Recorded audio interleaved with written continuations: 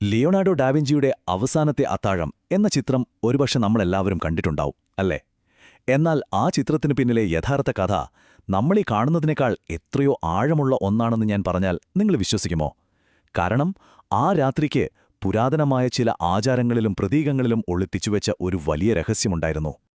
അതെ, ഈ പ്രശസ്തമായ അത്താഴത്തിന്റെ യഥാർത്ഥ രഹസ്യം ഒളിഞ്ഞിരിക്കുന്നത് അവിടെയുണ്ടായിരുന്ന ആളുകളിൽ മാത്രമല്ല, അവർ അവിടെ അനുഷ്ഠിച്ചുകൊണ്ടിരുന്ന ഒരു പുരാതന ചടങ്ങിലായിരുന്നു. കാരണം അതു വെറുമൊരു അത്താഴമായിരുന്നില്ല, അതൊരു പെസഹ സെദറായിരുന്നു, ആയിരക്കണക്കിന് വർഷങ്ങൾ പഴക്കമുള്ള ഒരു യഹൂദ ആചാരം. അപ്പോൾ ആ രാത്രിയിൽ അവിടെ എന്താണ് സംഭവിച്ചതെന്ന് നമുക്ക് ശരിക്കും മനസ്സിലാക്കണമെങ്കിൽ അവരാഘോഷിച്ചിരുന്ന ആ പുരാതന ചടങ്ങിനെക്കുറിച്ച് നമ്മൾ ആദ്യം അറിയണം. അവിടെയാണ് ഈ നിഗൂഢതയുടെ എല്ലാം താക്കോലിരിക്കുന്നത്. അപ്പോ എന്താണ് ഈ പെസഹ? ശരിക്കും പറഞ്ഞാൽ അതൊരു വലിയ ആഘോഷമാണ്. ഈജിപ്തിലെ അടിമത്തത്തിൽ നിന്ന് ഇസ്രായേൽ ജനതയെ ദൈവം അത്ഭുതകരമായി മോചിപ്പിച്ചതിന്റെ ഓർമ്മ പുതുക്കൽ. അതൊരു വിമോചനത്തിന്റെ കഥയാണ്. ഓരോ വർഷവും ഒരു പ്രത്യേക അത്താഴത്തിലൂടെ അവർ ആ കഥ വീണ്ടും ഓർത്തെടുക്കുന്നു. ഈ അത്താഴത്തിന്റെ ഘടന തന്നെ വളരെ സവിശേഷമാണ്. അത് 4 പാനപാത്രം വീഞ്ഞിനെ കേന്ദ്രീകരിച്ചാണ് ഒരുക്കിയിരിക്കുന്നത്. ഇത് വെറുതെ അങ്ങ് ചെയ്യുന്ന ഒന്നല്ല കേട്ടോ. ഓരോ പാനപാത്രത്തിനും ഒരു പ്രത്യേക പേരുണ്ട്, അതിന് വളരെ ആഴത്തിലുള്ള അർത്ഥവുമുണ്ട്.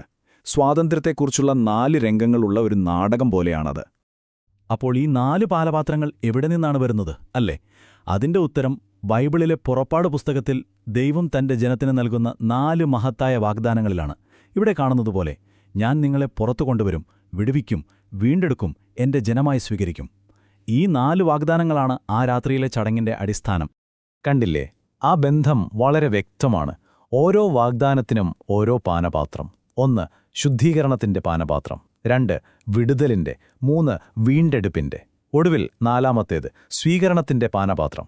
ഈ ഘടന നന്നായിട്ട് നോർത്തുവെച്ചോളൂ, കാരണം ഇനി വരാനിരിക്കുന്ന എല്ലാറ്റിന്റെയും താക്കോല് ഇതിലാണ്. പക്ഷെ കഥ വീഞ്ഞിൽ മാത്രം ഒതുങ്ങുന്നില്ല. അതിലും നിഗൂഢമായൊരു ചടങ്ങ് പുളിപ്പില്ലാത്ത അപ്പമായ മത്സ്യയെ ചുറ്റിപ്പറ്റി നടക്കുന്നുണ്ട്. ഈ ആചാരത്തെ അഫിക്കോമൻ എന്നു പറയും. ഇത് കേൾക്കുമ്പോൾ തന്നെ കുറച്ചൊരു വിചിത്രമായി തോന്നാം അല്ലേ? ശ്രദ്ധിച്ചു കേൾക്കൂ. 3 പുളിപ്പില്ലാത്ത അപ്പം എടുത്ത് ഒരു സഞ്ചിയിൽ വെക്കുന്നു. അതിൽ നടുവിലത്തെ കഷ്ണം മാത്രം പുറത്തെടുത്ത് 2ആയി മുറിക്കും. എന്നിട്ട് അതിലെ വലിയ കഷ്ണം ഒരു തുണിയിൽ പൊതിഞ്ഞ് എവിടെയെങ്കിലും ഒളിപ്പിക്കും. ഭക്ഷണശേഷം വീട്ടിലെ കുട്ടികൾ ആ അപ്പം കണ്ടെത്താനായി ഒരു തിരച്ചിൽ നടത്തും. എന്തിനാണിങ്ങനൊരു ആചാരം? എന്താണിതിൻ്റെയൊക്കെ അർത്ഥം? ഇവിടെയാണ് കാര്യങ്ങൾ ശരിക്കും രസകരമാകുന്നത്. ഈ ആചാരത്തിന്റെ പേര് അഫിക്കോമൻ. അതൊരു ഹീബ്രു വാക്കല്ല, അതൊരു ഗ്രീക്ക് വാക്കാണ്. ഒന്ന് ആലോചിച്ചു നോക്കൂ, ഒരു യഹൂദ ആചാരത്തിന്റെ ഹൃദയഭാഗത്ത് ഒരു ഗ്രീക്ക് വാക്ക്. എന്തുകൊണ്ടായിരിക്കും അത്? സാധാരണയായി ഇതിന്റെ അർത്ഥം പിന്നീട് വരുന്നത് എന്നാണ്, ഒരു ഡെസർട്ട് പോലെ. എന്നാൽ ചില പണ്ഡിതന്മാർ പറയുന്നു ഇതിന് കൂടുതൽ ആഴത്തിലുള്ള ഒരു അർത്ഥമുണ്ടെന്ന്, വന്നവൻ എന്ന്. അപ്പോൾ എന്താണിതിന്റെ അർത്ഥം? പരമ്പരാഗതമായി യെരുശലേം ദേവാലയം നശിപ്പിക്കപ്പെട്ടതിനു ശേഷം ബലിയർപ്പിക്കാൻ കഴിയാതിരുന്ന പെസഹ കുഞ്ഞാടിന് പകരമാണ് ഇതിനെ കാണുന്നത്. എന്നാൽ ഇതിലെ മിശിഹായിക പ്രതീകാത്മകതയൊന്ന് ശ്രദ്ധിച്ചു നോക്കൂ. നടുവിലുള്ള അപ്പം എടുക്കുന്നു, അതിനെ മുറിക്കുന്നു, ഒരു തുണിയിൽ പൊതിഞ്ഞടക്കം ചെയ്യുന്നതുപോലെ മാറ്റിവെക്കുന്നു, പിന്നീട് അത് വീണ്ടും കണ്ടെത്തുന്നു, അത് ഉയർത്തെഴുന്നേൽക്കുന്നതുപോലെ. ഈ പ്രതീകാത്മകമായ സാമ്യം കണ്ടില്ലെന്ന് നടിക്കാനാവില്ല അല്ലേ? ഇപ്പോ ഈ പശ്ചാത്തലമൊക്കെ മനസ്സിൽ വെച്ചുകൊണ്ട് നമുക്ക് തിരിച്ച് ആ അത്താഴം നടന്ന മുറിയിലേക്ക് പോകാം.